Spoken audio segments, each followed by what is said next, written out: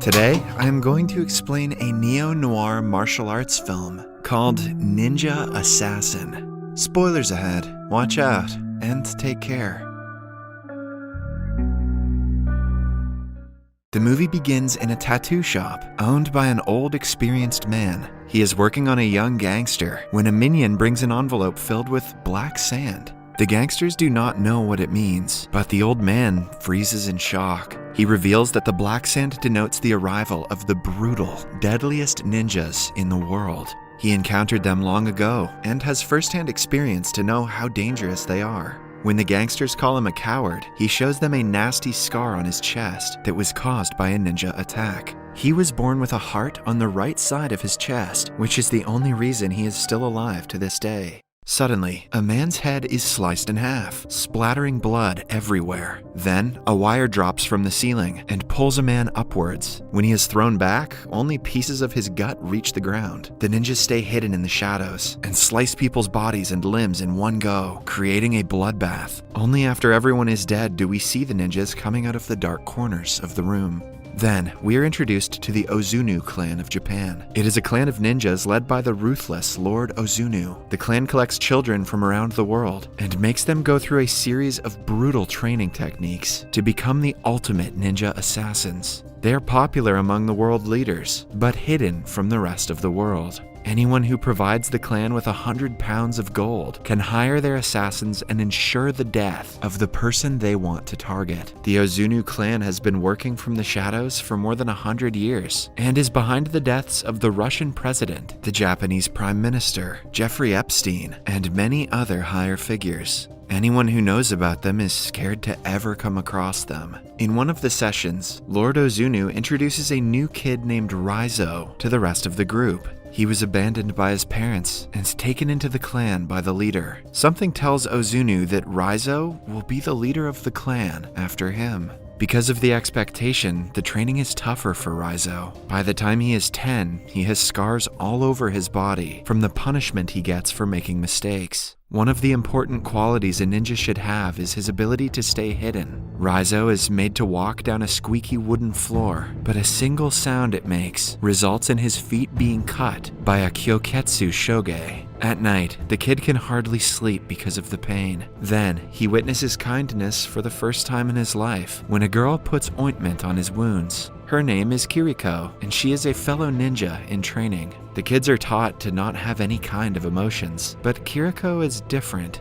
She doesn't believe in the violence and killings that the clan supports. Time passes quickly, and both Raizo and Kiriko grow up together, hardly talking but always looking out for each other. Raizo has now become the most talented ninja Ozunu has ever trained. However, in a match with his senior, Takeshi, he loses because of a foul tactic of the opponent. The master allows it, and instead blames Raizo for being weak. He uses an extremely painful finger-pushing technique on Raizo that causes the guy to crumple in pain. His ultimate test is to survive the night without medical assistance. Upon returning the next morning, Ozunu sees him ready for the new day's training and is proud of the student for passing the test. Soon, Raizo becomes the most talented ninja of the clan, beating the opponent blindfolded and with his hands bound.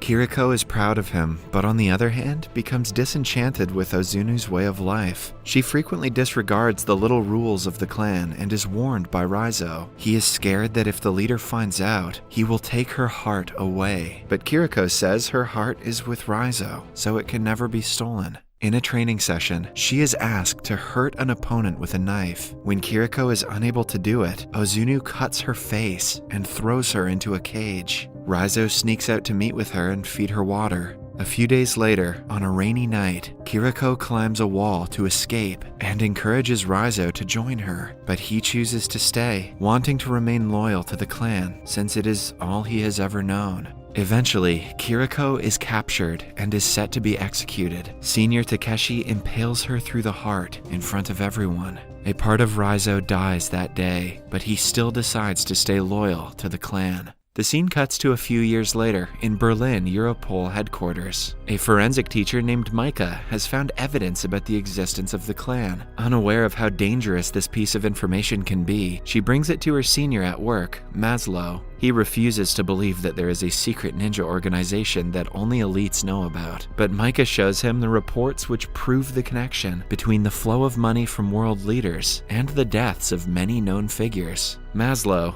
now interested, decides to dig further into the matter. Eventually, they find out that a high-ranking KGB agent, Sabatin, has made similar reports in the past, but as his work started to gain recognition, he was kicked out of his post for being delusional and eventually was killed. Then, we see that Raizo is also in the city of Berlin, living in a shabby apartment for a special task. He trains every morning over a block of nails, like he was taught by his master. One day, he goes to the local laundry shop and comes across a woman. She seems to be friendly, but he instantly recognizes her as a ninja. The two attack each other and indulge in a tough fight. A while later, we see blood dripping out of a washing machine and the girl's body spinning inside of it. Meanwhile, Micah takes her investigation a step forward and goes to meet the wife of the former agent who was killed for talking about the clans. The woman reveals her husband was a strong, courageous man, but after the scandal, everything changed. He became so much of a coward that every door and window had a minimum of 2 locks, and every corner of the house was well lit. He left no space for the shadows, so the ninjas had no place to hide. Still, one night, the lights went off, and he was killed. The next day at work, a higher official comes to Micah's office for evaluation. It is clear that he is there to keep an eye on her, because people are talking about her being too curious about things that don't concern her. That evening, Micah returns home cautiously, but finds out there has been a power outage in the entire block. Still, she goes inside her dark apartment, but is then attacked by a ninja. Surprisingly enough, another ninja saves her life and kills the assassins. He is none other than Raizo. Another flashback shows us the adult Raizo on his mission to complete his first assassination. He lets all of his frustration out and brutally kills the target. After the mission, he comes to the rooftop to meet the rest of the clan. Lord Ozunu says that he is proud of Raizo and calls him closer. To his surprise, Raizo attacks him with the Kyoketsu Shoge that cuts him across the face and an eye. His fellow ninja attacks him and pushes him off the building. After hurting him gravely, Raizo barely survives the fall by landing in the water. Then, ever since he recovered, he has been working against the clan, intervening in all of Ozunu's assassination attempts. He saved Micah's life for the same reason. They drive to a hotel and change their clothes because ninjas use a special smelling technique to track them. Following that, she gives Maslow a call and tells him she is with Raizo.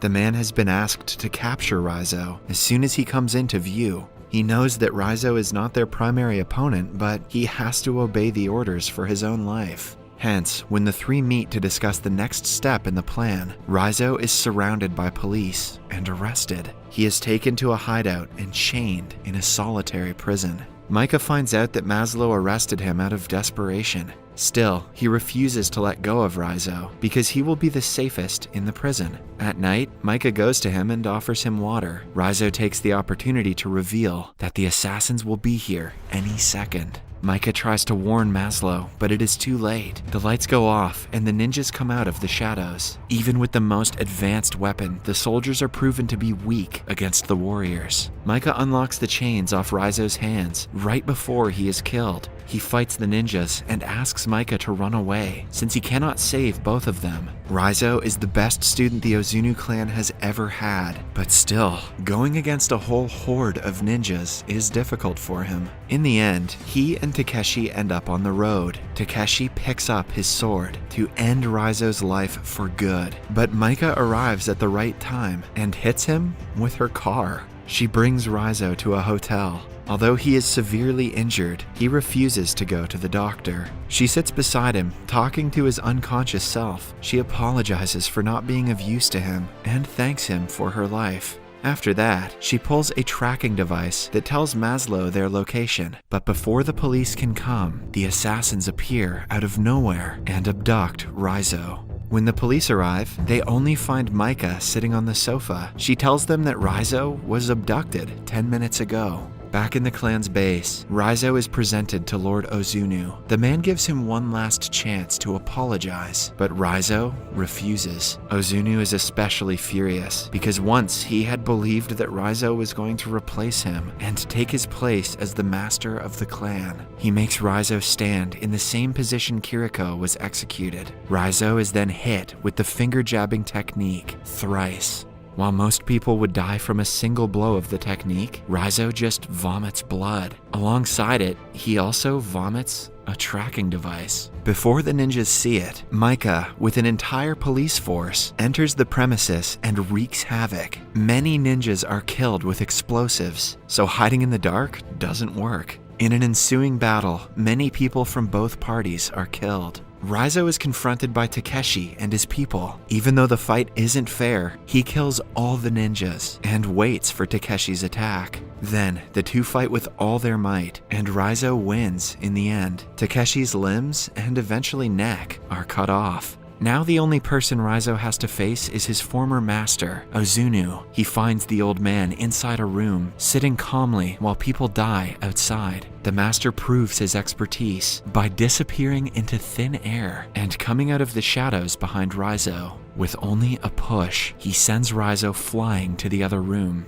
Then, they both bring out their swords and engage in a fierce sword fight. Ozunu gives him yet another chance to apologize, claiming himself to be Raizo's father, but Raizo replies that he is no one's son, and the second he kills Ozunu will be his first breath in life. With that being said, the two leap at each other, but Ozunu disappears yet again. Suddenly, Micah comes into the room, hoping to help Raizo. However, Ozunu reappears from the shadows and attacks her with a sword right through her chest. The fight falls into Ozunu's side until Raizo plays the same trick and slices his body repeatedly from the shadows. In the end, he is killed with a sword to his shoulder. Raizo brings Micah outside, and the paramedics come to her aid. It turns out she was also born with a heart on the right side of her chest, which means she will survive. In the last scene, Raizo jumps off the wall of the academy, as Kiriko wanted him to. Subscribe for more videos like this, turn on notifications, and leave a like.